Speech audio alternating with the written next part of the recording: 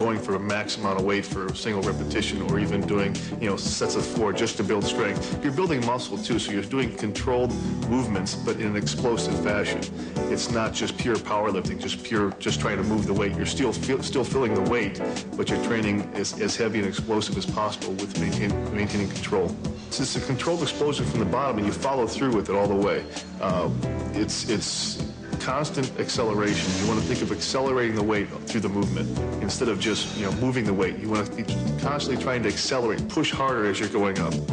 And this is the way it puts a lot of stress in the muscle, and you get a lot of good results from it. Hey, this is lightweight for you, isn't it? Actually is, but it's enough weight just to show you the Weider acceleration principle. Squatting, what's your heaviest squat anyways? 964. 964, you got this. This is ice cream for you. Let's go.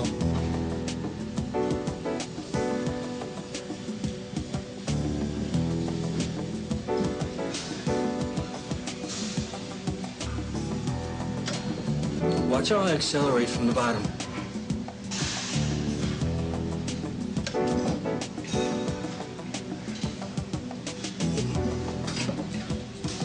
All legs, huh? Nice and strict, too. Yeah, that's why you pause a little bit. Pausing at the bottom. No problem. Easy.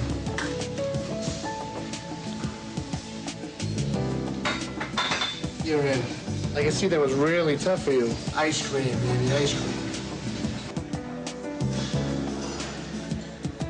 Supposedly one of the wonders of modern exercise machines is their ability to give you variable leverage.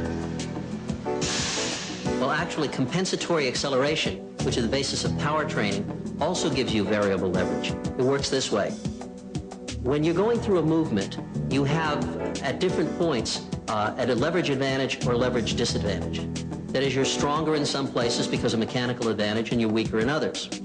Now, if you're accelerating the weight as much as you can, if you're driving the weight up ballistically, what happens is, at the parts of the movement in which you're stronger, you drive the weight faster, which makes it heavier.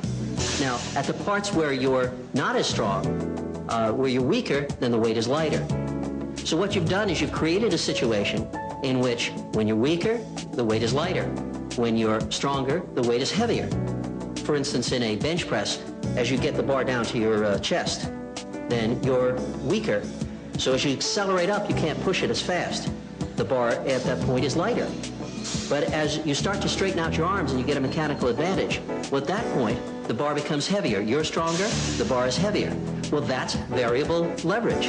You don't need a complicated exercise machine to do that. You can do it with free weights and compensatory acceleration.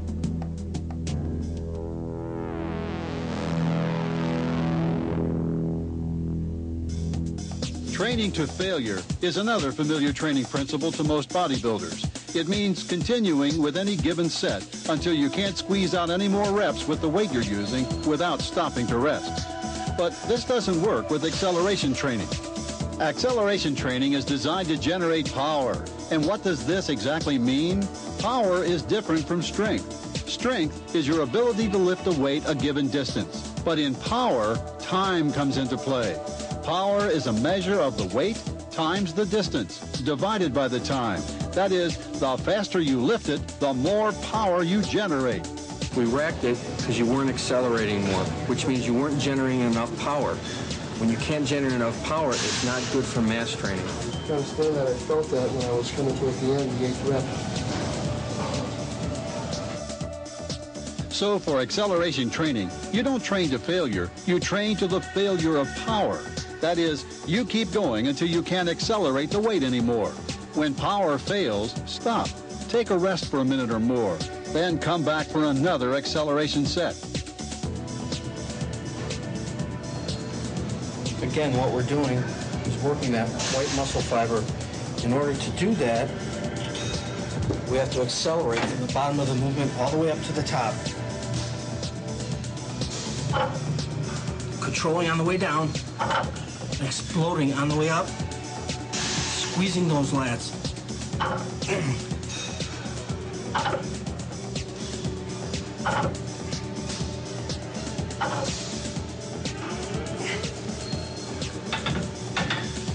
Remember, 6 to 8 reps to the failure of power. I would suggest you exercise caution with fast ballistic movements. Again, when you move quickly, it's now an inertial factor. You have weight moving at a very rapid speed. So this type of training just hits the white muscle fibers of the body in order for you to gain more mass? It hits a lot more white muscle fiber than red muscle fiber. You obviously do it in your training, but if you can consciously know that you are doing it, you can do it all the time. Man, I still have the feeling that doing this type of exercise, I'll be throwing the weight around, doing cheating. Oh, not at all. You're actually controlling the weight more than you normally would. You're concentrating with your mind more. Training explosively is not cheating, and it's not totally disorienting yourself from the movement. You still want to have that mind-muscle link, and you still want to feel the movement through the range, but you're going to do it explosively. Remember, endurance is not a factor. Take your time and generate maximum intensity in each set. Make sure you rest between sets, and don't overtrain by trying to do too much heavy training in the same workout. And finally, when making the transition from heavy training to quality training in an eclectic workout, employ all of the Weider quality training principles listed in Tape 9, such as full range of motion, peak contraction, etc.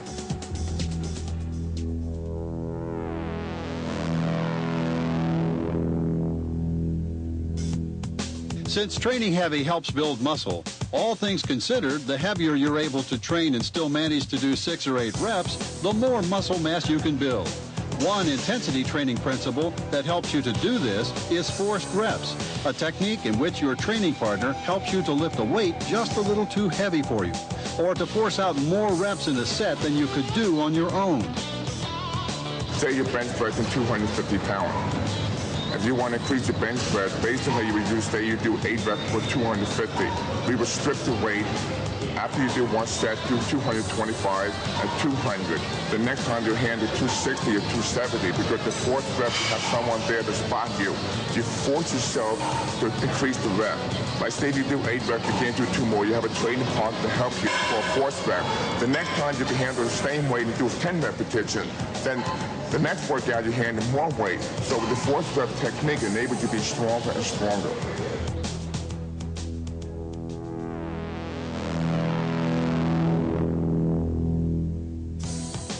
You do have to eat to grow. However, many bodybuilders training to get huge over the years have chosen to satisfy their nutritional needs simply by eating a lot. So what's basic for me is beef, ketchup, and Coca-Cola. Unfortunately, taking in calories indiscriminately like this may give your body what it needs to build muscle, but taking in all those excess calories is also likely to make you fat, which means dieting for definition becomes that much more difficult.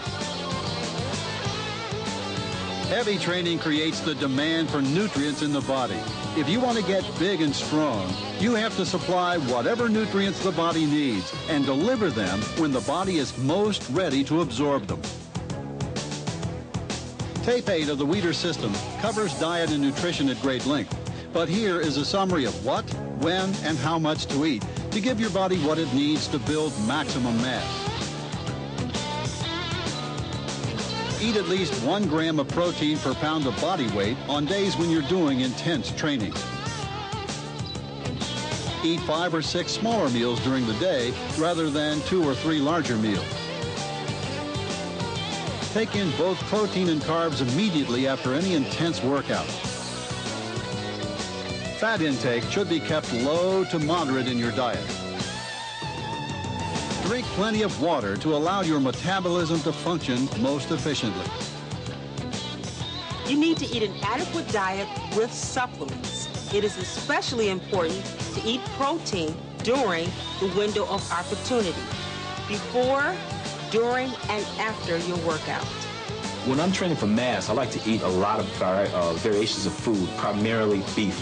90% beef, and whatever goes with it will have beef on top of it. When I'm mass training, I do up my carbs. Unlike when I'm contest training, I drop my carbs and up my protein. I do just the opposite when I'm mass training.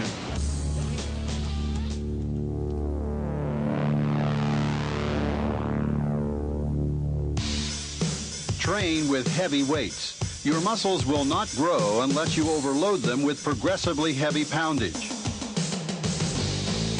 Choose a weight that allows you to do sets of 6 to 8 reps. Rely on free weights, barbells, and dumbbells for your mass and strength building workouts. Build mass using 2-joint compound exercises such as presses, rows, deadlifts, squats, and leg presses. Do your mass training at the beginning of your workouts or beginning of your training cycle when you're the strongest and the most rested. Rest at least 1 minute between heavy sets, but no more than 3 minutes. Take extra days off when necessary to allow for complete recuperation when you're doing heavy mass training.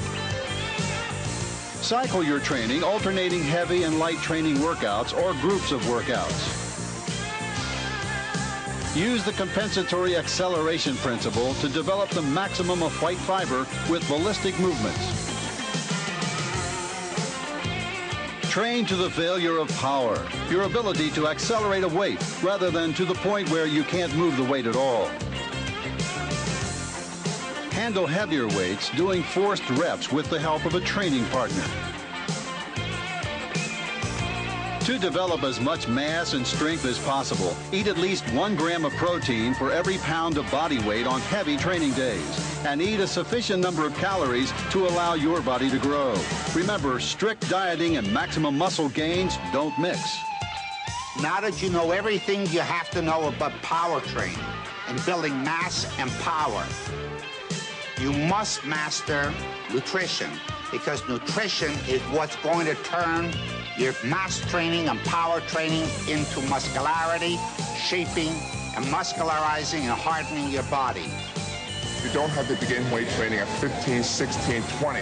You could begin weight training at 70, because the important thing, it makes you feel good about yourself. Bodybuilding can have a positive effect on anybody's life. It can help you lose weight and give you more confidence. You don't have to be a champion, you know, to be involved in bodybuilding. It's the thrill of watching your body change and just loving it, you know.